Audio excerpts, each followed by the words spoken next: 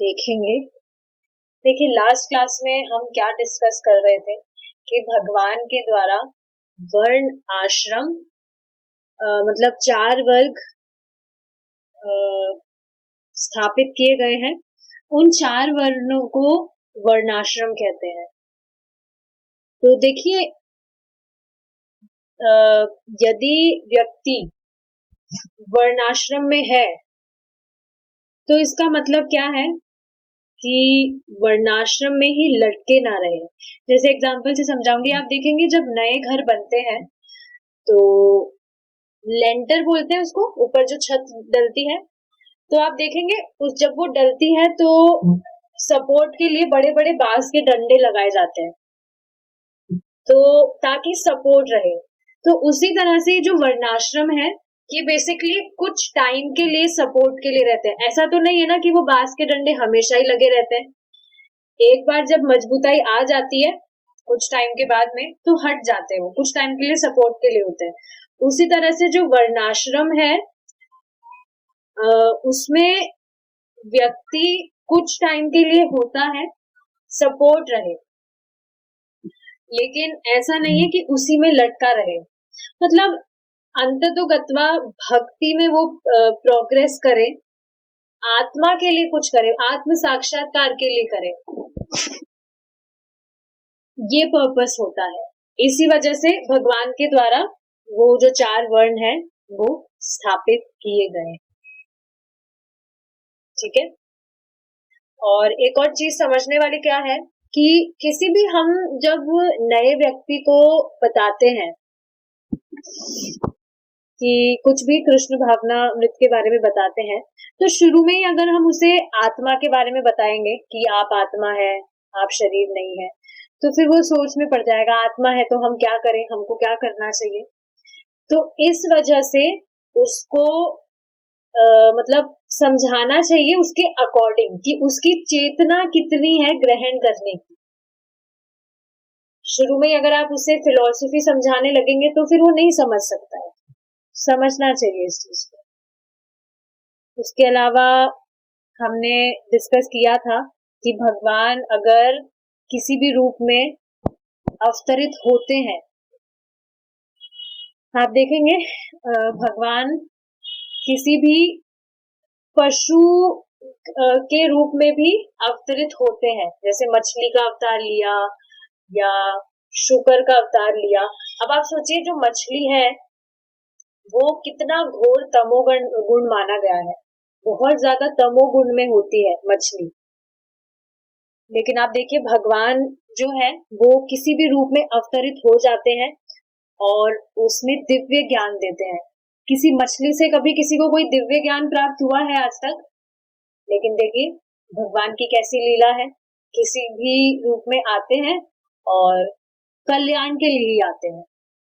तो ये चीज हमने समझी थी कि किसी भी योनि में किसी भी रूप में अगर भगवान अवतरित होते हैं, जैसे क्षत्रिय रूप में अगर अवतरित हुए तो इसका मतलब ये नहीं है कि भगवान क्षत्रिय हो गए, या हमें ये नहीं समझना चाहिए कि अगर मछली रूप में हुए तो मछली को देखकर हम समझे कि ये भगवान के परिवार के सदस्य हैं। नहीं, ये सब चीजें नहीं होती है। भगवान किसी भी कैटेगरी में फॉल नहीं करते हैं। फिर हमने ये चीज डिस्कस करी थी, एक एग्जाम्पल से समझा था कि जैसे भगवान ने अपने शस्त्र त्याग दिए थे महाभारत के टाइम पे और अर्जुन के सारथी बन गए थे। तो ऐसे काफी सारे कर्म भगवान करते हैं जिससे लोग बिना मतलब के उपदेश देने लगते हैं कि भगवान ने भी तो वैसे किया था वैसे किया था, भगवान भी तो मजबूर हुए थे। मजबूरी से भगवान कुछ नहीं करते हैं। जैसे गांधारी ने भगवान को श्राप दिया था तो ऐसा नहीं है भगवान श्रापित हो गए। भगवान ने खुद की इच्छा से वो चीज एक्सेप्ट करी थी और वो भी भगवान की ही लीला थी। ऐसा नहीं है कि कोई भी भगवान को श्राप दे देगा और भगवान श्रापित हो जाएंगे, ये सब चीजें नहीं होती है। तो ये चीज समझनी चाहिए। अब हम देखेंगे हमने कहाँ पर रुका था।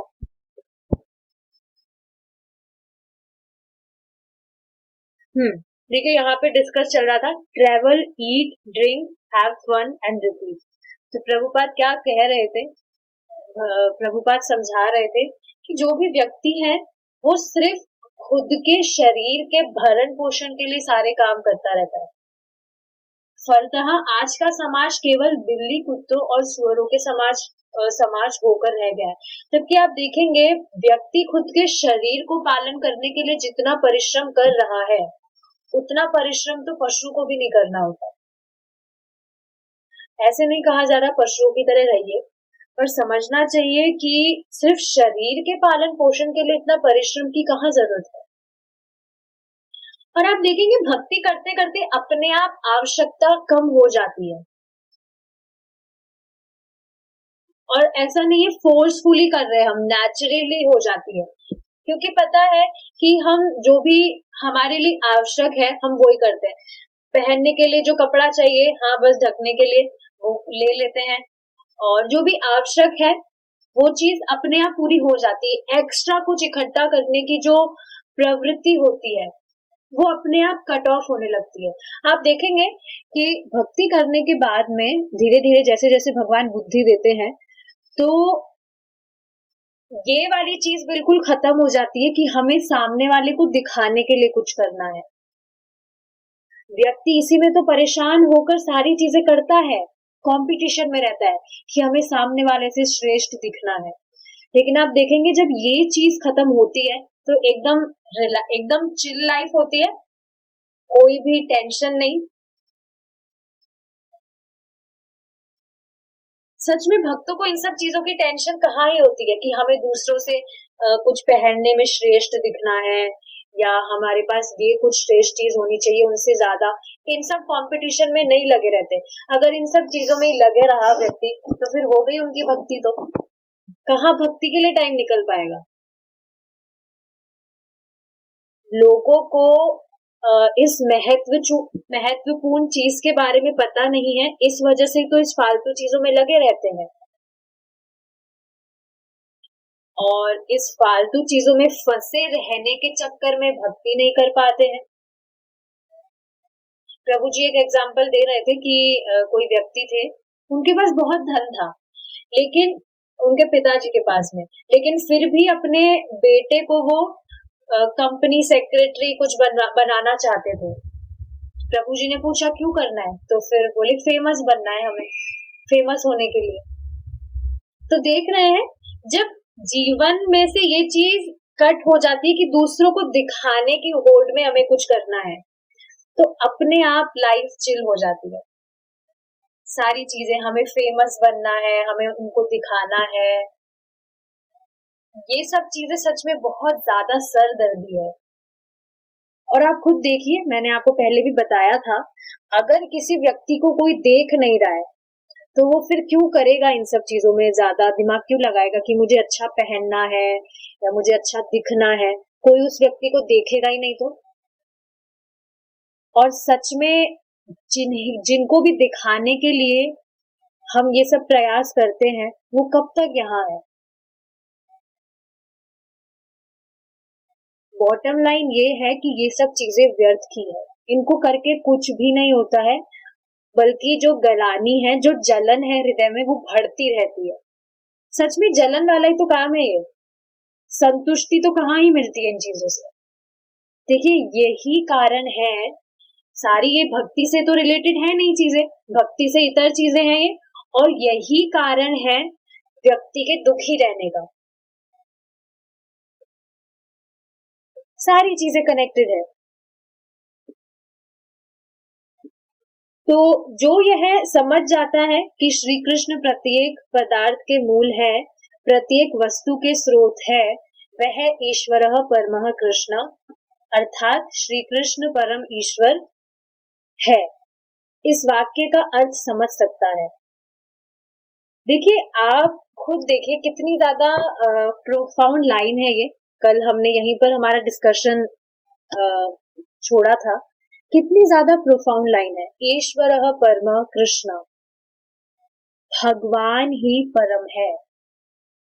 इससे समझ क्या आ रहा है कि किसी भी व्यक्ति को ये चीज समझ आ गई कि अगर मैंने कृष्णा को संतुष्ट कर दिया, मैंने कृष्णा को संतुष्ट करने के लिए मैं जो भी कर रहा हूँ, कृष्ण उससे संतुष्ट हो रहे हैं, तो मुझे और कुछ एक्स्ट्रा करने की जरूरत नहीं है।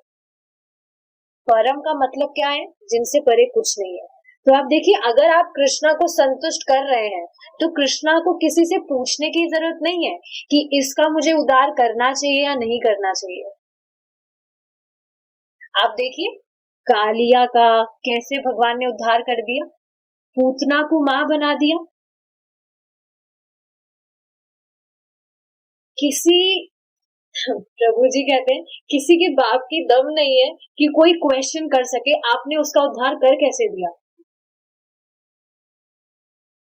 कृष्णा ईश्वर है, साक्षात परम है, सक्षम है, कुछ भी कर सकते हैं, उनको किसी की भी परमिशन लेने की जरूरत नहीं है। और क्वेश्चन करे भी तो कृष्णा क्या कहेंगे? सपोज कोई क्वेश्चन करे तो कि क्यों, क्या प्रॉब्लम है, क्या तुम परम ईश्वर हो? नहीं हो ना, तो ठीक है, चुप रहो, अपना काम करो, मेरी मर्जी से सब कुछ करता हूं मैं। और ये बात सच है, कृष्णा को किसी की परमिशन लेने की जरूरत नहीं है कुछ भी करने के लिए। जैसे आप देखिए, जो भी इंडिया के प्राइम मिनिस्टर वगैरह है, वो सारी ऑथोरिटी उनके पास में ही रहती है। या आप देखिए, कोर्ट में जो जज होते हैं, पूरा जो उनका फैसला होता है आखिर में उन्हीं का फैसला होता है, कोई भी उसके आगे कुछ बोल नहीं सकता। उन्होंने एक बार फाइनल जो बात बोल दी है कि हाँ ये सजा होगी, इसको सजा मिलेगी तो मिलेगी, किसी से परमिशन लेने की जरूरत नहीं होती जज को कोर्ट में। ये एक एग्जाम्पल से मैं समझा रही हूँ।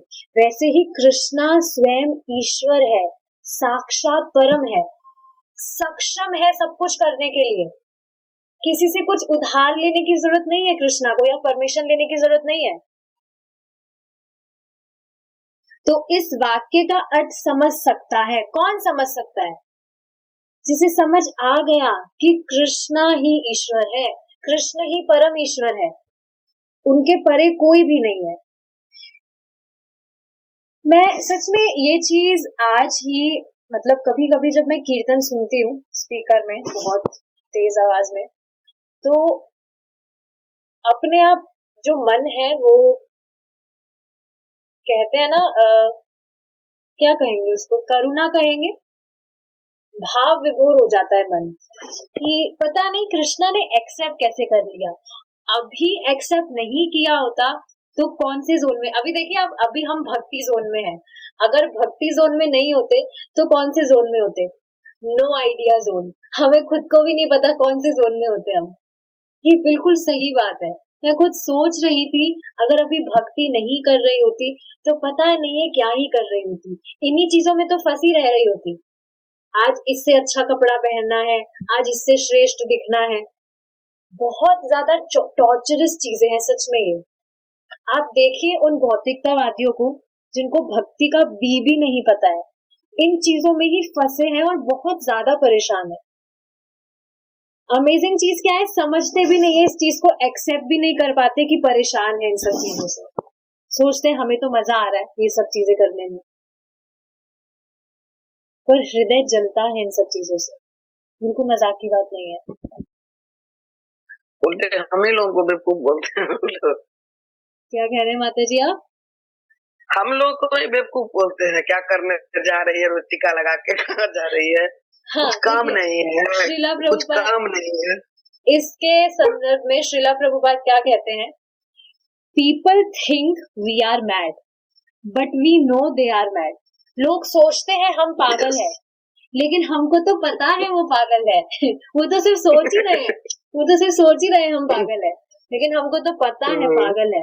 नश्वर चीजों में अपनी पूरी एनर्जी वेस्ट कर रहे हैं। ऐसा नहीं है, देखिए उनकी निंदा नहीं कर रहे, पर समझना चाहिए इस चीज के बारे में। सच में जो भक्ति नहीं कर रहा है उसका जीवन व्यर्थ ही है। पूरी एनर्जी अपनी नश्वर चीजों में लगा रहा है जिसमें कुछ है ही नहीं, रखा ही नहीं है। कहाँ बुद्धिमानी हुई है? अपना जो मनुष्य जीवन है ऐसे ही तो खपा रहा है वो। तो देखिए ये चीज समझनी चाहिए कि अगर हम किसी को भक्ति के बारे में बताते हैं, इसका मतलब क्या है? That we are giving new birth to a life. कोई भी व्यक्ति जो भक्ति नहीं कर रहा है, वो एक शव समान ही तो है। शास्त्रों की बातें मैं अपने मन से नहीं कह रही हूँ। जो भी व्यक्ति भक्ति नहीं कर रहा है, वो एक मृत के तुल्य है। तो यदि आपने किसी को भक्ति के बारे में बताया, आपकी वजह से वो व्यक्ति भक्ति करने लगा, तो आपने उसे एक नया जीवन दे दिया। क्यों? क्योंकि इतने टाइम से पता नहीं है ना कितने टाइम से यहाँ वो फंसा है, और सिर्फ अब आपके कारण भक्ति करके बहुत जल्द वो यहाँ से मुक्त हो जाएगा। ऐसा देखिए हो सकता है इस जन्म में ना हो, लेकिन अगर 5 या 10 जन्मों के बाद भी वो भगवान के पास पहुंच जाता है भक्ति करके, तो ये भी तो कम बात नहीं है। अनादि काल का मतलब क्या होता है? 84 लाख योनियां तो हमने सुनी है, लेकिन उससे भी ज्यादा समय से यहाँ फंसे हैं हम। तो किसी को अगर 5-10 जन्म और भी लेने पड़े तब भी भगवान के पास वो जाता है, भगवान की प्राप्ति हो जाती है, तो बिल्कुल कम बात नहीं है वो। इस वजह से सबको बताना चाहिए। आपकी कोई बात सुन भी नहीं रहा है, कोई स्वीकार नहीं कर रहा है, उसको भी बार बार बताते रहना चाहिए। क्योंकि देखिए शुरू में बात क्लिक नहीं करती कि बोला क्या जा रहा है, समझता नहीं है व्यक्ति क्या बोला जा रहा है, लेकिन जब आप उसे बताते रहेंगे, इरिटेट नहीं करना ऑफ कोर्स, थोड़ा थोड़ा उसको देते रहिए डोज, तो कभी ना कभी तो स्टार्ट हो ही जाएगा। वो बताते रहना चाहिए, स्वीकार ना भी करे तब भी बताते रहना चाहिए। कृष्ण भावनामृत हमें यह ज्ञान प्रदान करता है। इस ज्ञान के बिना हम अपने वास्तविक स्वार्थ, सच्चे हित के संबंध में अनजान ही रहेंगे।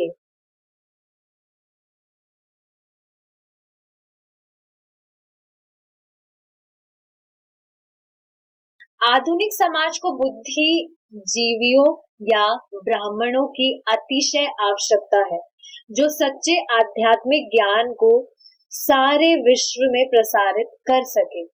यह एक ऐसे समाज की अनिवार्य आवश्यकता है जो केवल प्रकृति का शोषण करने के लिए घोर परिश्रम कर रहा है। समझ रहे हैं आप? इस वजह से प्रीचिंग करना बहुत ज्यादा इम्पोर्टेंट है। भगवान स्वयं इस चीज को कहते हैं कि जो भी व्यक्ति मेरे विषय में किसी को बताता है, वो मुझे सबसे ज्यादा प्रिय है।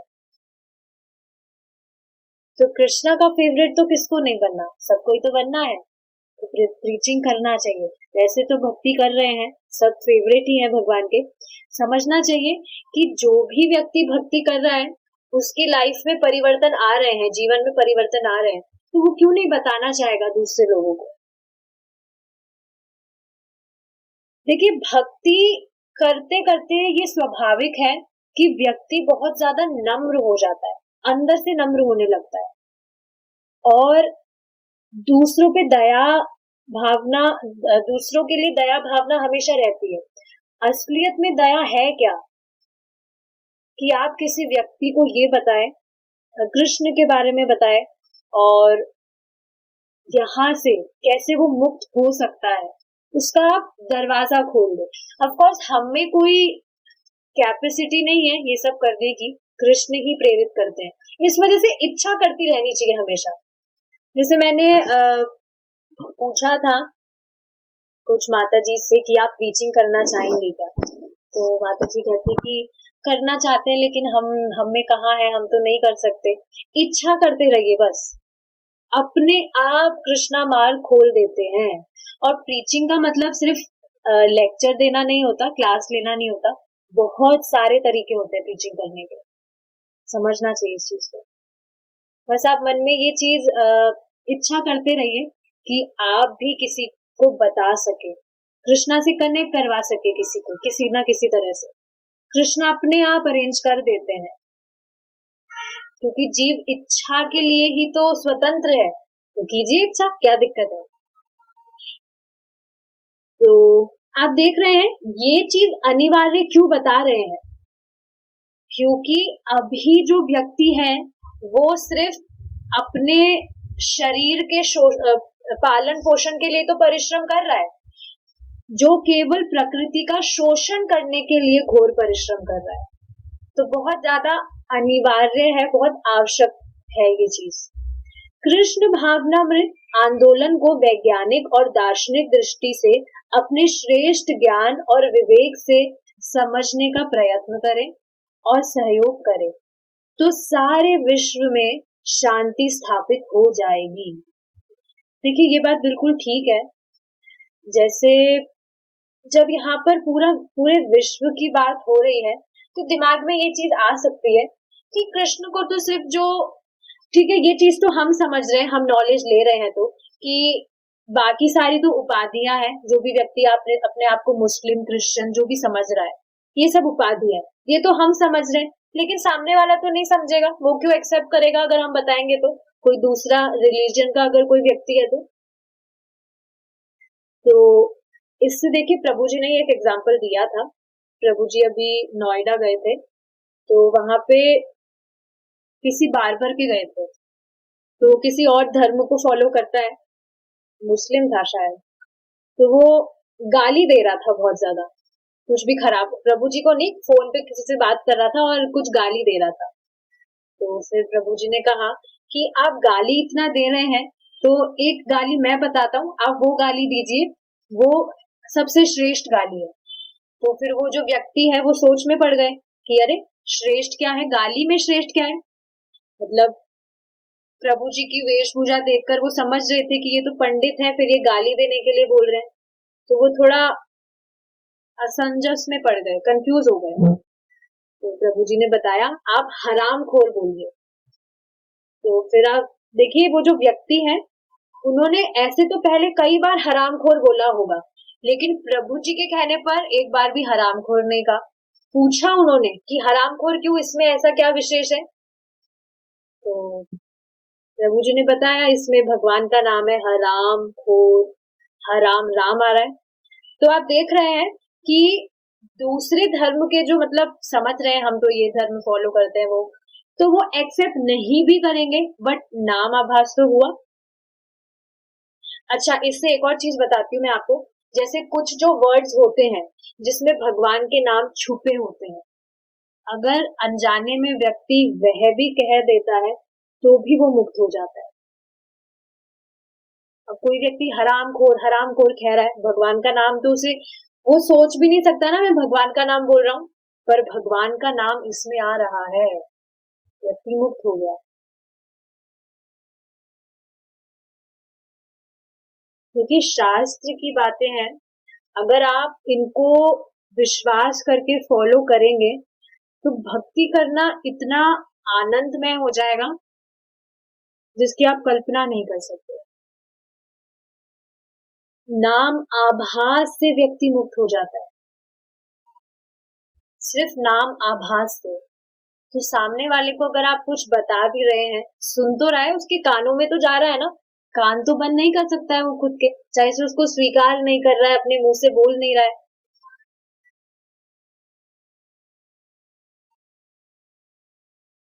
तो सहयोग करना चाहिए हमेशा। तो अपने आप एक टाइम आएगा, ट्राई करना चाहिए कि करते रहिए कनेक्ट।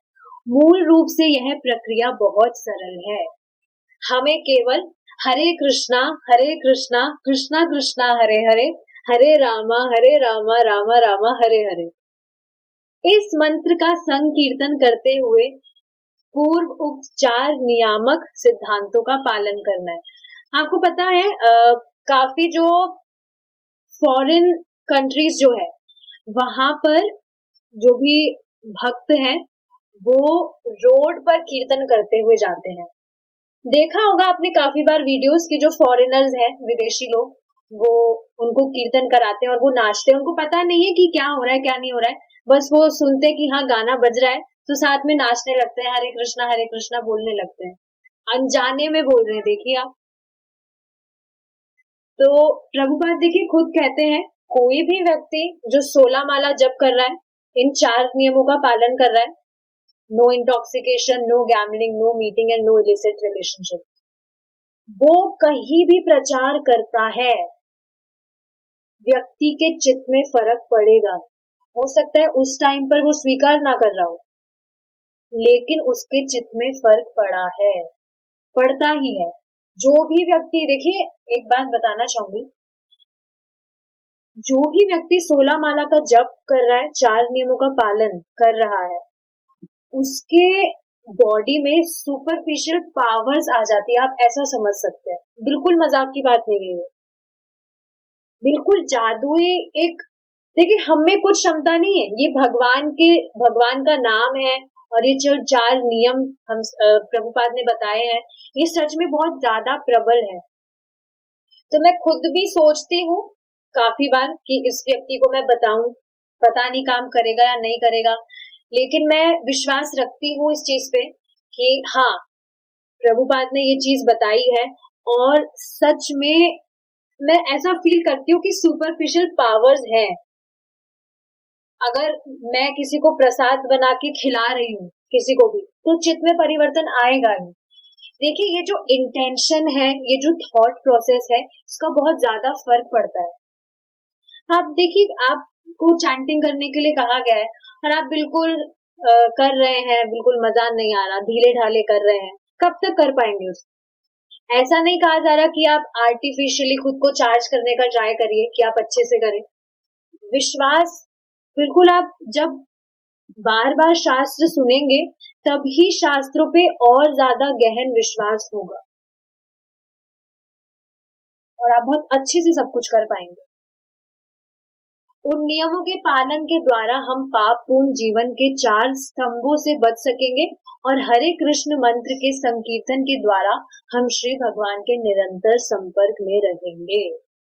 इस प्रकार मानव जीवन के सभी वर्गों में शांति स्थापित हो जाएगी। तो समझ रहे हैं हमारा जो ये चैप्टर है, इसका टॉपिक क्या था? शांतिमय समाज की ओर, कि पीस आए कैसे। देखिए एक चीज आपको और समझाती हूं मैं, जब व्यक्ति खुद शांत रहता है तो उसको अपने आप ही बाकी सारी चीजें डिस्टर्ब नहीं कर सकती है। हो सकता है एकदम से वो कुछ बहुत ज्यादा प्रोवोकिंग सिचुएशन आए तो भावुक हो जाए, पर फिर से उसी स्थिति में आ जाएगा वो। तो प्रभुपाद ने जो भी चीजें बताई हैं, उसको अगर हम फॉलो करेंगे, 16 राउंड्स चैंटिंग, 4 रेगुलेटिव प्रिंसिपल्स, नई बात तो कुछ है नहीं। और इसके अलावा प्रीचिंग को ज्यादा फोकस दिया जा रहा है, कैसे भी आप कनेक्ट कर दीजिए बस सामने वाले को। ये चीज हमेशा ध्यान रखिए कि हमारे हृदय में भगवान परमात्मा के रूप में स्थापित है, उसी तरह से सामने वाले व्यक्ति के हृदय में भी भगवान स्थापित है। तो आप जो चीज भगवान को संतुष्ट करती है, सामने वाले व्यक्ति को बताएंगे, तो वो क्यों नहीं खुश होगा? उसके हृदय में भी तो भगवान है। तो हमेशा इस चीज को ध्यान रखिए कि जब भी प्रीचिंग करें, तो ये बात ध्यान रखिए कि सामने वाला स्वीकार नहीं भी करता है, भगवान तो हमें देख रहे हैं, हमारे एफर्ट्स, हम उनको संतुष्ट करने के लिए कुछ भी कर रहे हैं। ये चीज बताई जाती है। आप कुछ भी कर रहे हैं, आप कुछ कीर्तन गा रहे हैं या कुछ भी सेवा कर रहे हैं, हमेशा अपने दिमाग में इस चीज को रखिए that you are doing it for the sake of pleasing Krishna. Krishna को संतुष्ट करने के लिए आप कर रहे हैं, बाकी कोई संतुष्ट होता है या नहीं होता है उससे कुछ मतलब नहीं है। ठीक है, तो हमारा ये जो चैप्टर है यहाँ पर समाप्त होता है। किसी का कुछ क्वेश्चन है तो पूछ सकते हैं, तो हम यहाँ रुकेंगे।